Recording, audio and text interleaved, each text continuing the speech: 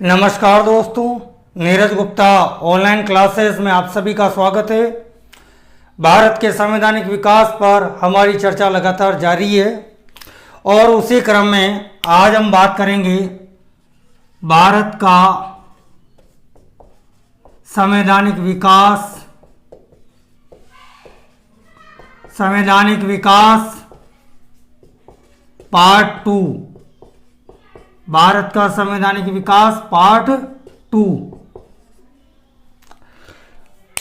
आज हम भारत शासन अधिनियम 1858, 1861 व 1892 पर चर्चा करेंगे। तो आइए शुरू करते हैं। भारत शासन अधिनियम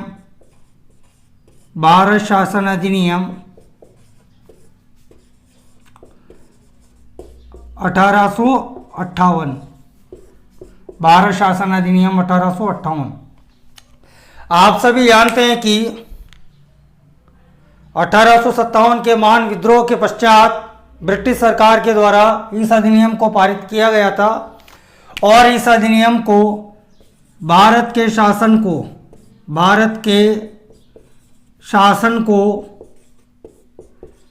अच्छा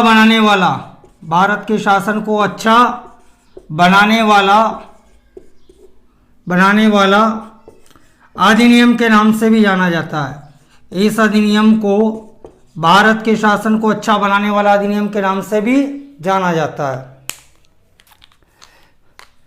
इस अधिनियम को पारित करने के समय ब्रिटेन में लॉर्ड डर्बी की सरकार थी। लॉर्ड डर्बी की सरकार के समय यह अधिनियम पारित हुआ और इस अधिनियम को पारित करने के दौरान लॉर्ड पार्मस्टन की सरकार गिर गई। आप सभी जानते हैं कि 1857 के विद्रोह के दौरान लॉर्ड पार्मस्टन ब्रिटेन के प्रधानमंत्री थे और इन्हीं के समय इस अधिनियम को पारित करवाने का प्रयास किया गया। इस प्रयास में इनकी सरकार गिर गई थी। बाद में यह अधिनियम लॉर्ड डर्बी की सरकार में पारित हुआ था, यानी लॉर्ड डर्बी की जिस समय सरकार थी उस समय यह अधिनियम पारित हुआ था। तो इन तीनों फैक्ट्स को आप ध्यान रखें। इसके बाद हम आगे बात करते हैं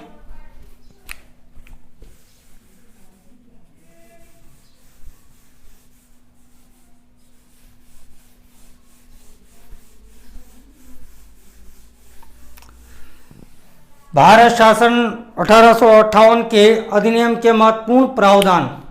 तो क्या क्या महत्वपूर्ण प्रावधान थे? ईस्ट इंडिया कंपनी का शासन समाप्त, यानी भारत से ईस्ट इंडिया कंपनी के शासन को समाप्त कर दिया गया और भारत का शासन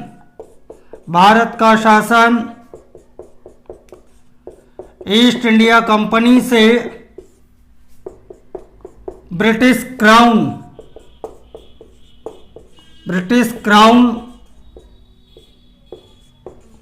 को स्थानांतरित किया गया। भारत का शासन ईस्ट इंडिया कंपनी से किसे स्थानांतरित किया गया? ब्रिटिश क्राउन को। महारानी विक्टोरिया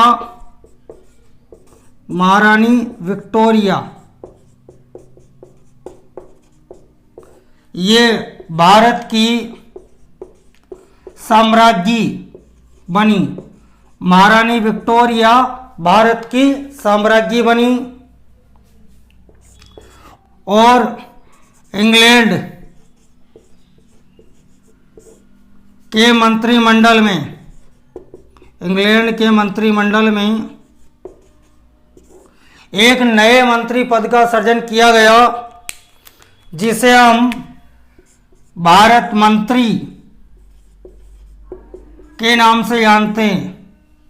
इंग्लैंड के मंत्रिमंडल में एक नए मंत्री पद का सृजन किया जिसे हम भारत मंत्री या भारत राज्य सचिव के नाम से जानते हैं। भारत मंत्री या भारत राज्य सचिव या सेक्रेटरी ऑफ स्टेट के नाम से जानते हैं। इस भारत मंत्री को इसके कार्यों में सहायता प्रदान करने हेतु एक भारत परिषद का भी गठन किया गया और इसमें कुल 15 सदस्य रखे गए।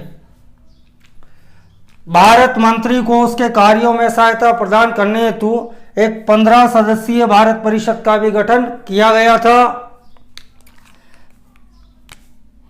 1935 में इस भारत परिषद को समाप्त किया गया था। भारत परिषद को समाप्त कब किया गया? 1935 में। इस बात को भी आप ध्यान रखें। इसके बाद गवर्नर जनरल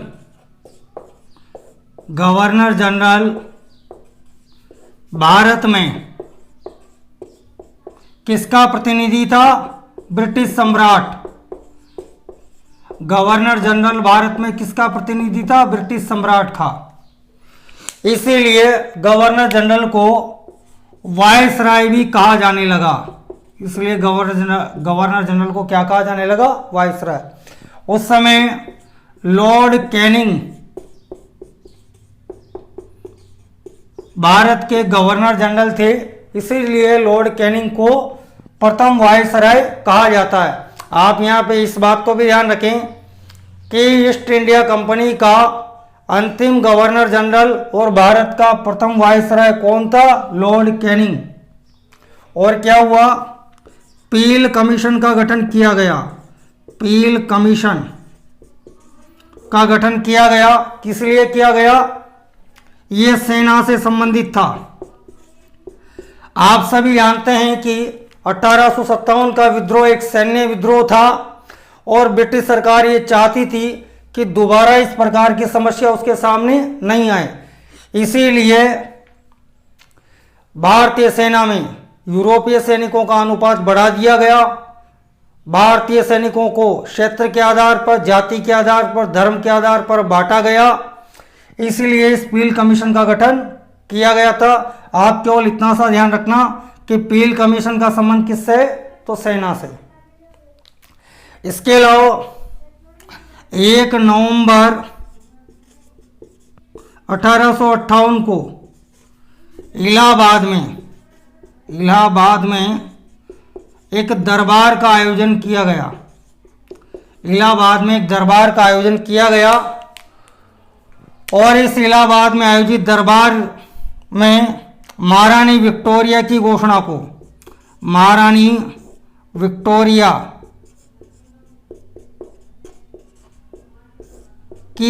को लॉर्ड कैनिंग के द्वारा पढ़कर सुनाया गया। महारानी विक्टोरिया की घोषणा को किसके द्वारा पढ़कर सुनाया गया? लॉर्ड कैनिंग के द्वारा। महारानी विक्टोरिया के द्वारा भारतीय जनता से और भारतीय राजाओं से कई वादे किए गए। जैसे पहली बात, ब्रिटिश सरकार के द्वारा विलय की नीति का परित्याग कर दिया गया, यानी साम्राज्य विस्तार की नीति का त्याग कर दिया गया। यह वादा किया गया। ब्रिटिश सरकार के द्वारा कहा गया कि ब्रिटिश सरकार विलय की नीति नहीं अपनाएगी। वह ईस्ट इंडिया कंपनी के द्वारा भारतीय राजाओं के साथ जो संधियां व समझौते किए गए हैं उनका पालन किया जाएगा। दूसरी बात, रियासती राजाओं को पुत्र गोद लेने का अधिकार दिया गया।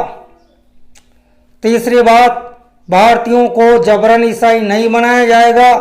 और चौथी बात, भारतीयों को भी उच्च प्रशासनिक पदों पर नियुक्त किया जाएगा।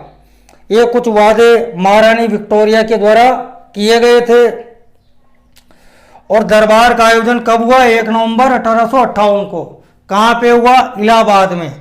महारानी विक्टोरिया की घोषणा को किसके द्वारा पढ़कर सुनाया गया? लॉर्ड कैनिंग के द्वारा। तो ये हमने बात की भारत शासन अधिनियम 1858 पर। अब इसके बाद हम बात करेंगे भारत शासन अधिनियम 1861।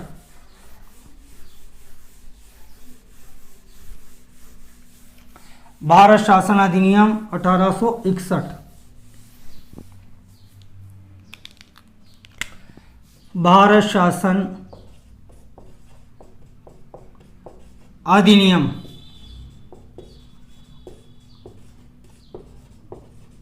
1861। इस अधिनियम को क्यों पारित किया गया? 1858 के अधिनियम में जो कमियां रही थी उन कमियों को दूर करने के लिए इस अधिनियम को पारित किया गया। इस अधिनियम में क्या कौन कौन से महत्वपूर्ण प्रावधान थे? जो वायसराय की कार्यकारिणी परिषद थी, इसमें 5वां सदस्य जोड़ा गया। 5वां सदस्य विधि सदस्य के रूप में जोड़ा गया। 5वां सदस्य किस रूप में जोड़ा गया? विधि सदस्य के रूप में जोड़ा गया। और वायसराय को कई अधिकार दिए गए। वायसराय को कई अधिकार दिए गए। क्या क्या अधिकार दिए गए? जैसे अध्यादेश जारी करने का अधिकार, अध्यादेश जारी करने का अधिकार, जारी करने का अधिकार दिया गया। अलग अलग विभागों में अलग अलग व्यक्तियों को नियुक्त करने का अधिकार दिया गया। इस प्रकार से हम ये कह सकते हैं कि विभागीय प्रणाली या इसी को हम कह सकते हैं मंत्रिमंडलीय प्रणाली।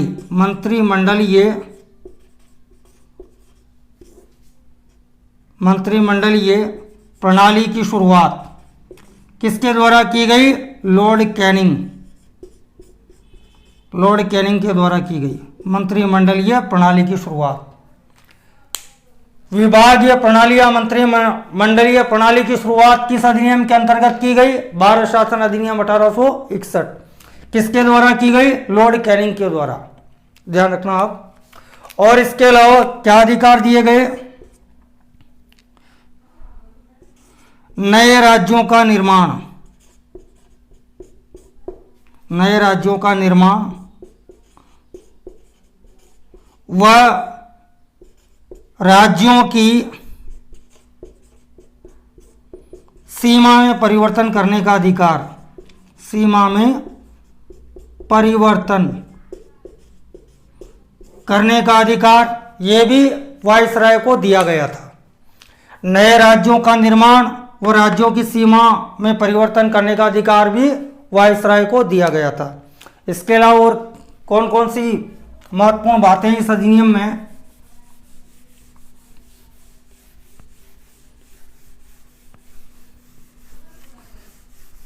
वायसराय की जो कार्यकारिणी परिषद है, वायसराय की कार्यकारी परिषद, इसमें 6 से 12 तक सदस्य हो सकते थे। इसमें 6 से 12 तक सदस्य हो सकते थे। और इस वायसराय की कार्यकारी परिषद में भारतीयों को भी प्रतिनिधित्व दिया गया।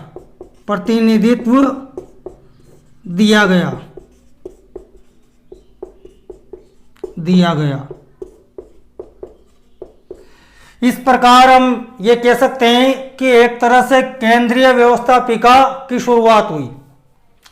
केंद्रीय व्यवस्थापिका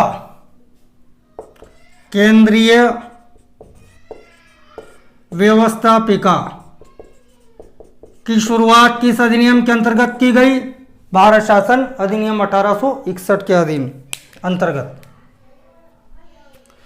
और किन किन भारतीयों को इस वायसराय की कार्यकारी परिषद में प्रतिनिधित्व दिया गया, तो उनमें बनारस के राजा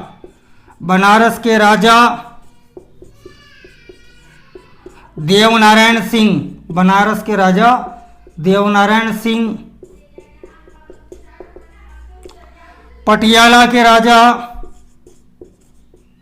पटियाला के राजा नरेंद्र सिंह और ग्वालियर के प्रधानमंत्री पीएम सर दिनकर राव। इन 3 व्यक्तियों को 1862 में लॉर्ड कैनिंग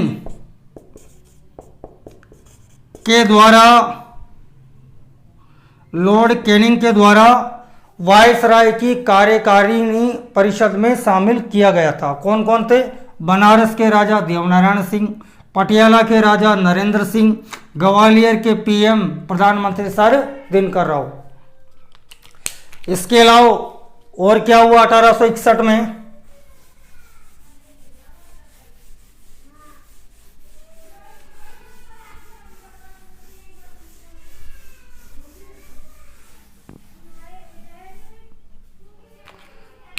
न्यायिक विकेंद्रीकरण की शुरुआत। न्यायिक विकेंद्रीकरण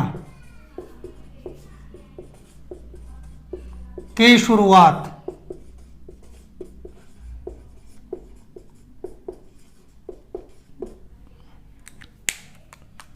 1861 में इंडियन हाई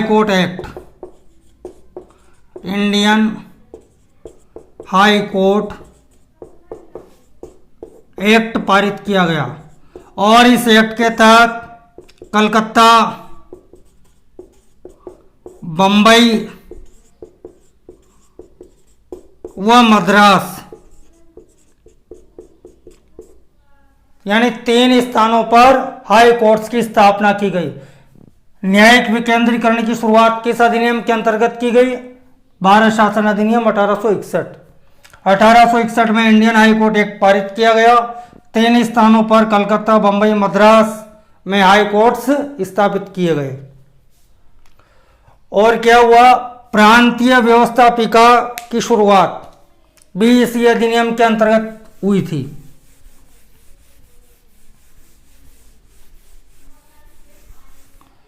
प्रांतीय व्यवस्थापिका की शुरुआत भी इसी अधिनियम के अंतर्गत हुई थी। 3 स्थानों पर बंबई,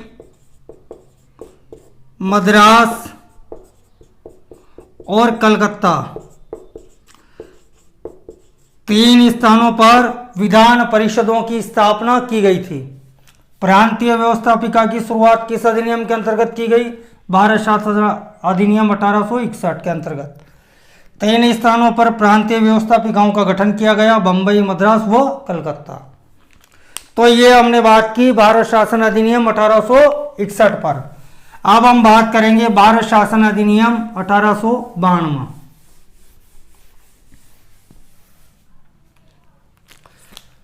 भारत शासन 1852।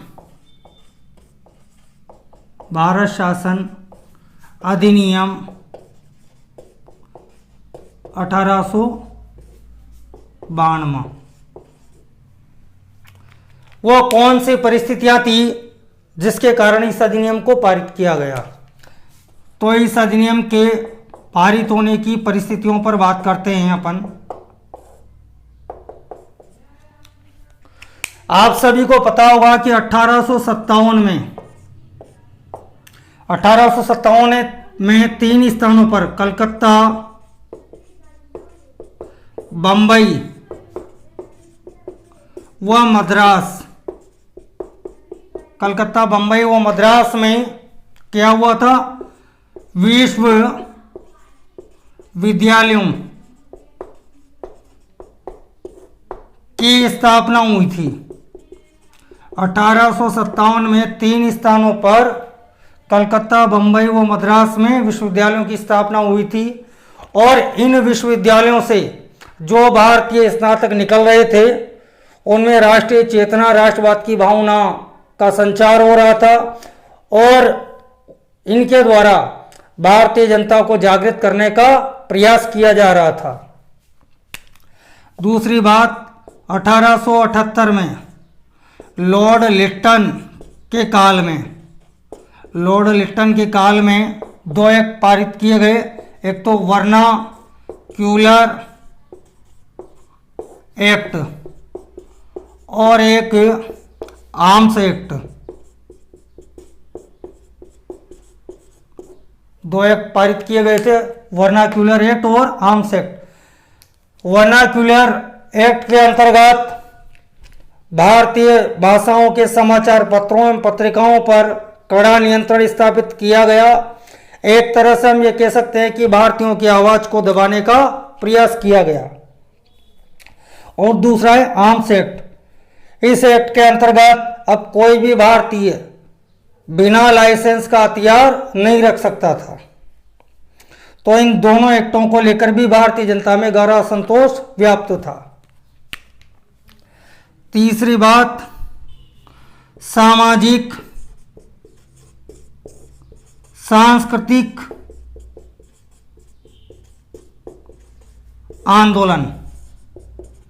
आंदोलनों की भूमिका। आप सभी जानते हैं कि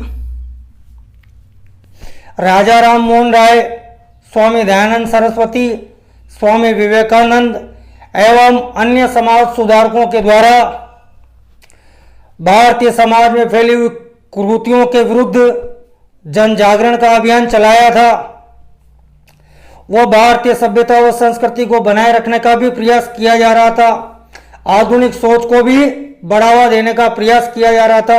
अर्थात इन आंदोलनों के माध्यम से भी भारतीय जनता में राष्ट्रवाद की भावना का विकास हुआ।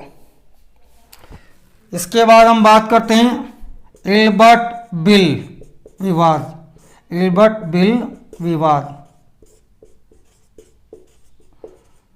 लॉर्ड एल्बर्ट जो थे ये ब्रिटिश सरकार में एक विधि सदस्य थे और इनके द्वारा एक विधेयक ब्रिटिश संसद में प्रस्तुत किया गया था। उसमें ये प्रावधान था कि भारतीय मजिस्ट्रेट भी अंग्रेज अधिकारियों के विरुद्ध मुकदमों को सुन सकेंगे। इस बिल से अंग्रेजों में काफ़ी ज़्यादा रोष व्याप्त हुआ, उनके द्वारा आंदोलन भी किया गया। बाद में कुछ संशोधनों के साथ इस बिल को पारित किया गया। इसके अलावा एक रीज़न और था, एक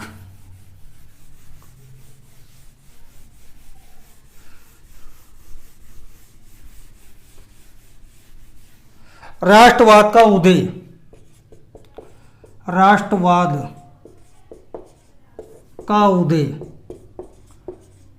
आप सभी जानते हैं कि 28 दिसंबर 1885 को कांग्रेस की स्थापना हुई थी।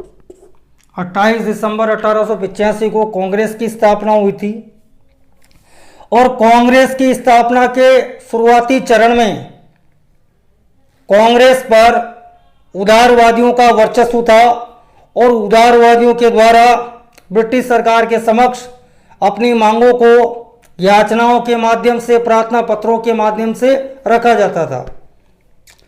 यहाँ तक कहा जाता है कि जो 1892 का अधिनियम है यह एक तरह से उदारवादियों के प्रयासों का ही परिणाम था, क्योंकि इस समय ब्रिटिश भारत सरकार भी अपने अधिकारों में वृद्धि करना चाहती थी और भारतीय जनता में जो रोष व्याप्त धीरे धीरे हो रहा था उसको भी कुछ कम किया जा सके, इसी वजह से इस अधिनियम को लाया गया था।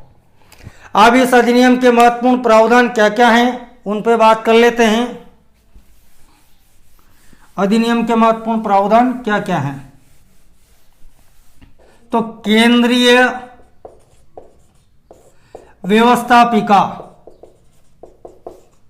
यानी केंद्रीय विधानमंडल में 10 से लेकर 16 तक सदस्य हो सकते थे। केंद्रीय विधानमंडल में कुल कितने सदस्य हो सकते थे? 10 से 16। और इस अधिनियम की जो सबसे महत्वपूर्ण विशेषता है वो क्या है? भारत में प्रथम बार निर्वाचन की शुरुआत हुई।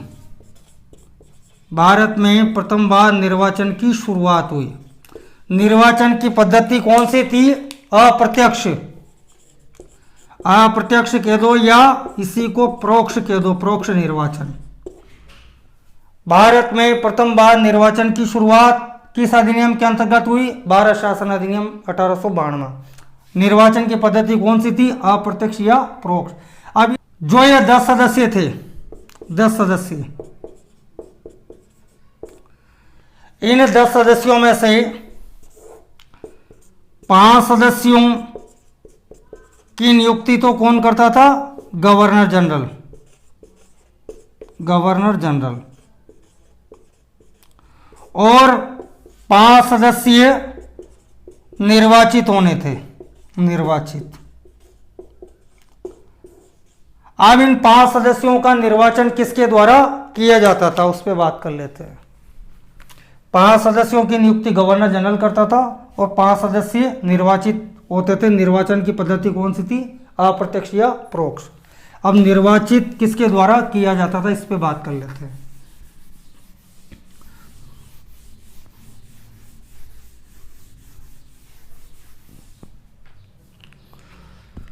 तो जो 5 सदस्य थे, जो 5 सदस्य थे उनका निर्वाचन किसके द्वारा किया जाता था? तो प्रांतीय विधानसभाओं, प्रांतीय विधान सभाओं के सदस्य प्लस कलकत्ता वाणिज्य मंडल के सदस्यों द्वारा, कलकत्ता वाणिज्य मंडल के सदस्यों द्वारा। और कौन कौन सी प्रांतीय विधानसभाएं थी? प्रांतीय विधानसभाएं कौन कौन सी थी? बंगाल, मद्रास, बंबई और उत्तर पश्चिमी सीमा प्रांत, उत्तर पश्चिमी सीमा प्रांत, इनके द्वारा। जो प्रांतीय विधानसभाओं के जो 5 सदस्य थे उनका निर्वाचन प्रांतीय विधानसभाओं के सदस्य प्लस कलकत्ता वाणिज्य मंडल के सदस्यों के द्वारा किया जाता था। प्रांतीय विधानसभाएं कौन कौन सी थी? बंगाल, मद्रास, बंबई, उत्तर पश्चिमी सीमा प्रांत। और इनके द्वारा कुल 4 भारतीय थे जिनका निर्वाचन किया गया। वो 4 भारतीय कौन कौन से थे? तो गोपाल कृष्ण गोखले, गोपाल कृष्ण गोखले। दूसरा आशुतोष मुखर्जी, आशुतोष मुखर्जी। और तीसरा रास बिहारी घोष। और चौथा रास बिहारी घोष और सुरेंद्रनाथ बनर्जी। चौथा सदस्य कौन था? सुरेंद्रनाथ बनर्जी, सुरेंद्रनाथ बनर्जी। और विधानसभाओं के जो सदस्य थे इन्हें क्या क्या अधिकार दिए गए? जैसे ये प्रश्न पूछ सकते थे, बजट पर बहस कर सकते थे, सुझाव दे सकते थे। इनके सुझावों को मानना या न मानना वो ब्रिटिश सरकार के ऊपर निर्भर था। लेकिन इन सदस्यों को किसी भी विषय पर मतदान का अधिकार नहीं दिया गया। इस बात को भी आप ध्यान रखें। तो ये हमने आज बात की भारत के संवैधानिक विकास पार्ट 2 पर। वीडियो आपको कैसा लगा आप कमेंट बॉक्स में ज़रूर बताएं और इस चैनल को ज़्यादा से ज़्यादा सब्सक्राइब करें, लाइक करें, शेयर करें। धन्यवाद।